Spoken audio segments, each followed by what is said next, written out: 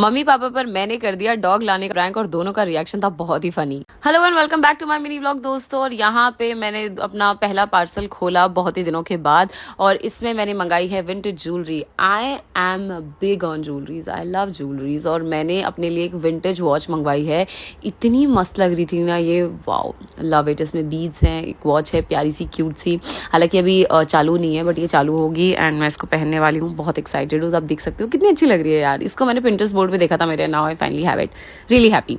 उसके बाद मैंने मंगाई थी बहुत सारी ज्वेलरी। सो इसके अंदर से एक एक करके मैं आपको ज्वेलरी दिखाती हूँ। ये है I think earrings, yes earrings है ये भी एकदम विंटेज वाइब वाली ईयरिंग्स है। इनके साथ मैंने गले का भी देखा था बट वो मुझे किसी और वेबसाइट पे दिखा था तो वो भी मैं जल्दी मंगाने वाली हूँ। And then I have this really pretty necklace, इस पे से स्टारफिश बनी हुई है एंड उसमें भी पूरा ऐसे इन्होंने ऐसे some kind of effect, this stone effect, I don't know what is it but ये बहुत अच्छा लग रहा है। उसके बाद मैंने मंगवाई है ये रिंग, जो आप देख सकते हो कुछ ऐसी है, अगेन विंटेज वेरी बीची बीची वाइब्स। उसके बाद मैंने ये एक ब्रेसलेट मंगवाया था जो मेरे पिंटरेस्ट पे इतने टाइम से घूम रहा था, मुझे कहीं मिला नहीं बट फाइनली यहाँ पर मुझे मिल गया एक इंस्टाग्राम पेज पर। मेरे को बहुत मज़ा आ गया। सूरज को मैं अपनी वॉचेस और सारी चीज़ें दिखा रही थी, उसको स्पेशली क्योंकि वॉच का बहुत शौक है तो मैं उसको दिखा रही थी। उसको हालांकि ये वॉच समझ नहीं आई बिकॉज उसको तो कुछ नेक्स्ट लेवल वॉचेस ही समझ आती है।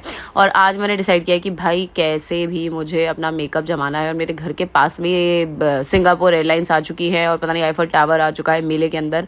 चलो कोई नहीं, हम फिलहाल मेरा पूरा मेकअप सेटल करने वाले हैं। दिस टुक फॉर एवर, मेरे को ऑलमोस्ट 2.5 से 3 घंटे लग गए इन सबको जमाने में।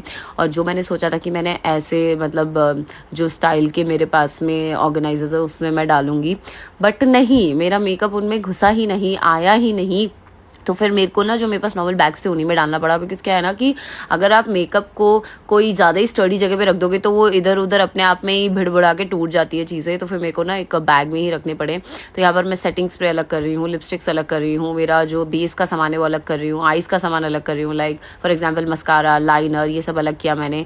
और उसके बाद मैंने ब्लश अलग किया और सब कुछ एक एक जगह पर मैंने क्लीन कर करके डाला। सारे पाउचेस को मैंने क्लीन किया। बिकॉज यार क्या होता है ना, ये जो मेकअप होता है ना, देखो वैसे मैं अपनी ब्रशेज़ और ये तो हर 15 दिन में, 1 महीने में क्लीन करती ही रहती हूँ।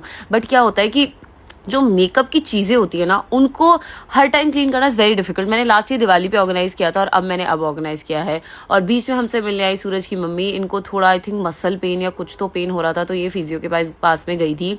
और उन्होंने इनको एक ही चीज़ बोली, दैट आपको वेट लूज़ करना पड़ेगा। जब भी आपका वेट पुट ऑन होता है तो ऑब्वियसली आपके बोन्स पे, आपके हर जगह पे स्ट्रेस आता है विच इज़ नॉट गुड।